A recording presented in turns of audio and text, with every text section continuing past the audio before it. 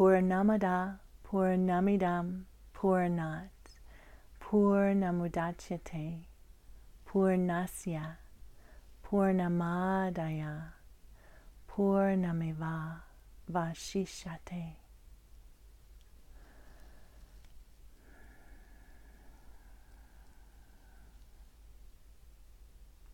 Om Purnamada Purnamidam Purnat Purnamudachyate Purnasya Purnamadaya Purnameva Vashishate.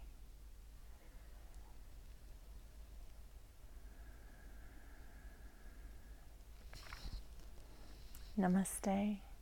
Welcome. I'm R.R.Shakti, and this video is about the Shiva moon.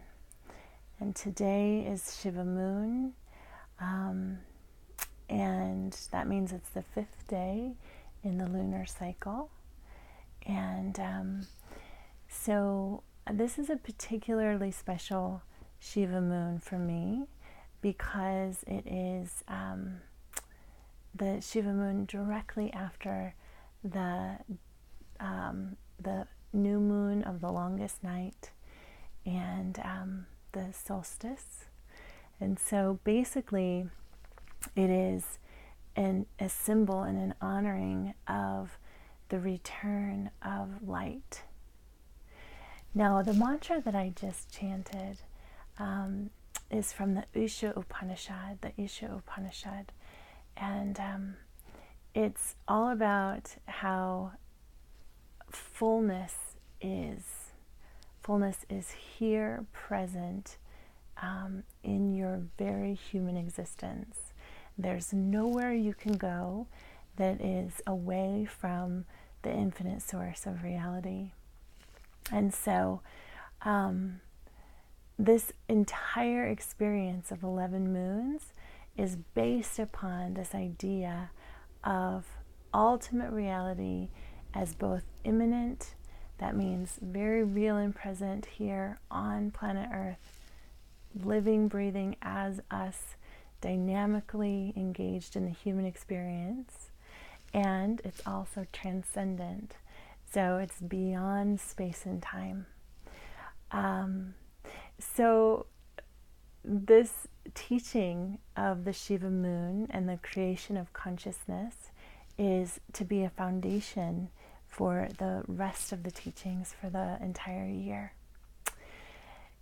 Now, before we get too deep into the Shiva moon, I want to have you just close your eyes for a moment and imagine infinite eternity. And then how would you describe it? How would you describe infinite eternity?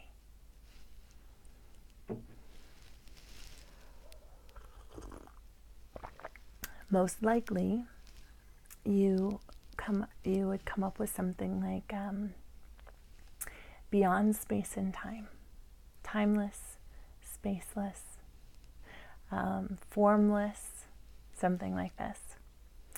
And what's interesting is that in our human conception, we can't recognize or fathom infinite eternity without bringing in awareness of space and time.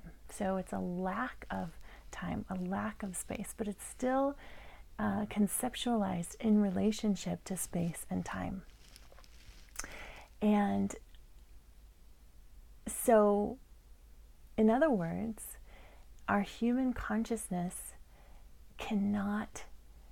we can't wrap our brain around infinite eternity. And so we have created all of these myriad expressions and anthropomorphic forms, archetypal motifs, symbols, to express our concept of infinite eternity. And this iconography has spanned time and all cultures. And of course, we see all kinds of different images of God or the divine reality. And in the Vedic texts and the Upanishads, this concept is called Brahman. Brahman translates from Sanskrit to mean something like the potentiality for continual unfoldment, the ever unfolding experience of creation or consciousness. And to the tantric teachings, to the tantric texts, many of the tantric texts, this concept becomes personified in the image of Shiva. And particularly this idea of reality being a Parama Shiva or a ultimate Shiva. And we see Shiva often sitting in meditation in the forest, often surrounded by the lushness of animals and trees. And he's sitting there in his meditation with his eyes kind of barely open or just in little crescents. And this imagery, even though we see this image in front of us, what we're actually looking at is intended to be a symbol of infinite, formless, boundless eternity or universal consciousness. And it's surrounded by the natural world in a way that really grounds this idea. So Shiva is also known as Hara, which means without form, formless, the unbound. But Paramashiva, the ultimate reality, is also made up of everything that is, all form. And this is the goddess. So the idea of the god or the divinity and formlessness is called Shiva, and the divinity immanent within all things in nature is the goddess Devi. And now Devi, goddess, appears in myriad, countless forms because she personifies or symbolizes every single potentiality of form in all of its brilliance and beauty and construct and expression. And so so we have this dynamic kind of duo, this idea of duality. And the story is that when Shiva's sitting in this beautiful forest, you're not just seeing the masculine form of formlessness, but instead you're actually seeing the goddess as well. You're seeing the goddess in the snakes around his arms and around his neck, the image of the snake, the Kundalini Shakti, the power of creative force. And you're seeing the goddess in the forest, in the trees, in the animals, in the plushness, in the earth experience that Shiva rests upon. So when you see this image of Shiva, you're seeing an image of the sacred marriage of the masculine and the feminine together in one united sort of expression. And as Shiva sits in his meditation, his eyes in this kind of half-closed situation is it's a story of how Shiva is suspended in the space of realizing the true reality as both immanent and transcendent. So it kind of goes like this. When Shiva's eyes are open, his two physical eyes that you see in the image, his third eye closes. And that represents being awake to all the manifest creation and embracing the idea of form. And when Shiva's eyes are closed, his third eye opens. And that opening of the third eye is an expression of remembering self, or remembering form as formless, as one with the ultimate reality, which is beyond space and time, which is infinite eternity. So when Shiva is sitting in that, with the crescent eyes, with the stony eyes that are just a little bit open, this is an expression of being in the balance, remembering source, remembering the ultimate expression of infinite potentiality, while still being embodied, while still being enmeshed in the nature of creation. And so the Shiva moon is shaped just like the crescents of Shiva's eyes.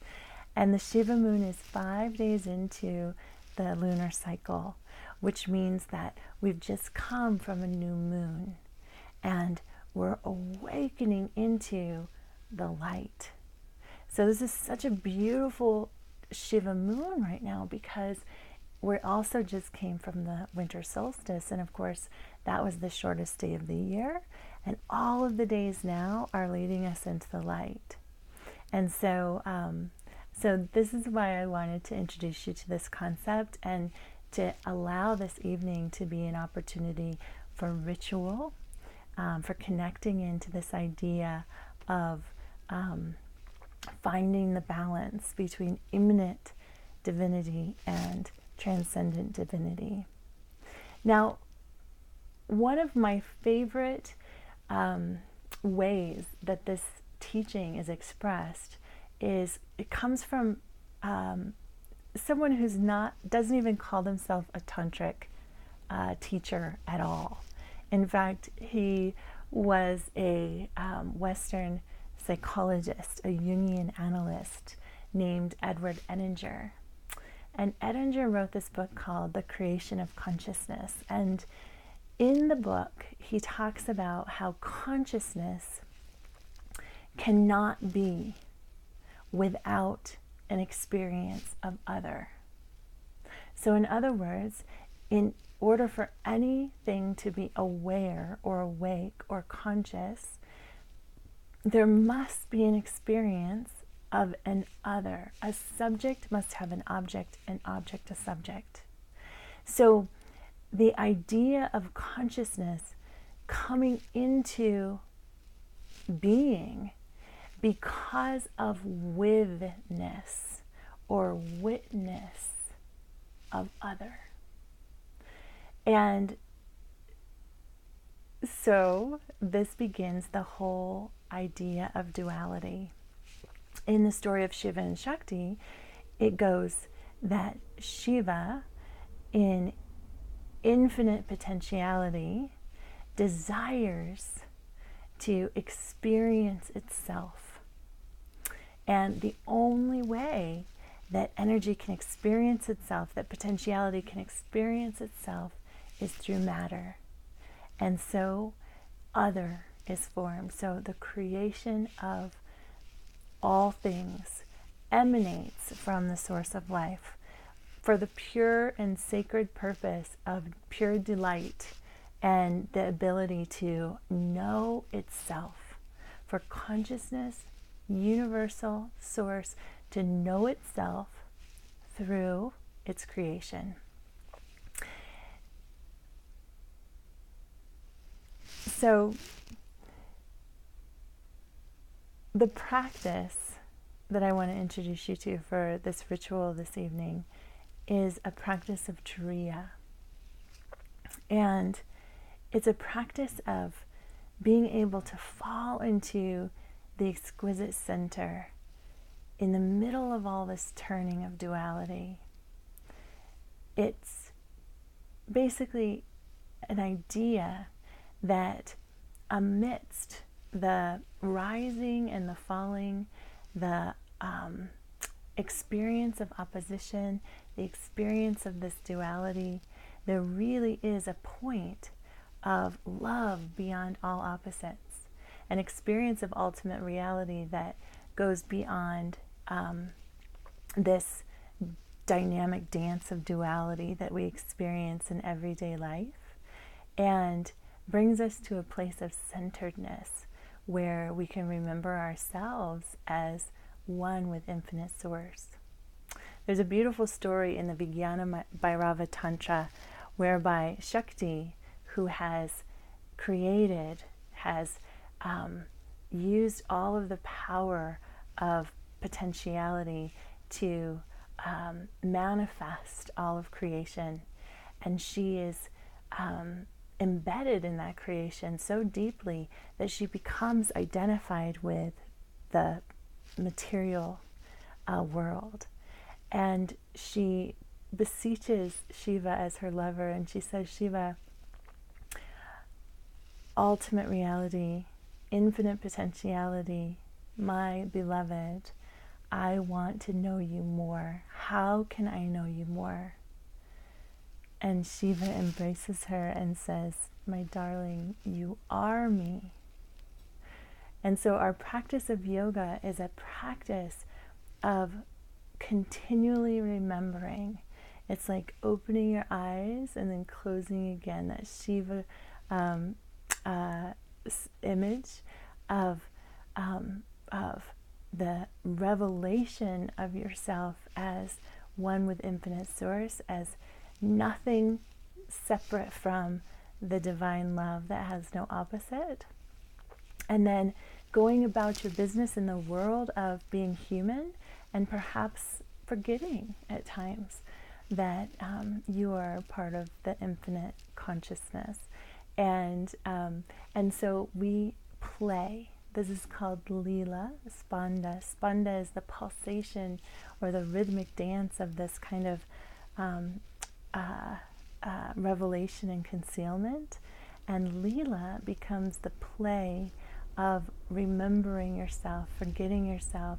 And ultimately, we want, just like Shiva sitting with his eyes in the crescent shape, ultimately, we want to be able to remember ourselves as infinite while being in the dynamic play of humanity.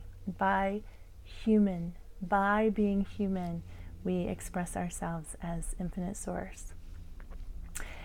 It's like love has no way to express itself except through us. So Turiya, here we live in this ongoing cycle where the creation of everything, whether it's a thought, whether it's a breath, a season, a human life, everything is moving in these cycles. And we're cycling from birth into sustaining, and then falling away and transforming or dissolving again so that something new can be born. And in those cycles, there's a space, and that's the fourth. So creation, sustaining, dissolution, 3 sort of phases of these cycles. And there's a fourth cycle, according to tantric teachings. This is the shunya, the space, or the turiya, the fourth, which is the place of being able to settle in and feel the stillness and recognize yourself in that balanced place of the Shiva moon. So the practice is provided for you, and I've provided it as an audio because I want you to be able to just settle in and embrace the practice without distraction, And certainly begin to put your altar together so that you have a sacred space for this practice. And listen to the mantras. Listen to these initiatory mantras, the Gayatri and the Isha Upanishad, and enjoy the practice of the Turiya meditation, and allow it to awaken you to this experience and set a foundation for the entire 11 moons. Happy Shiva moon. Welcome to the light. Namaste.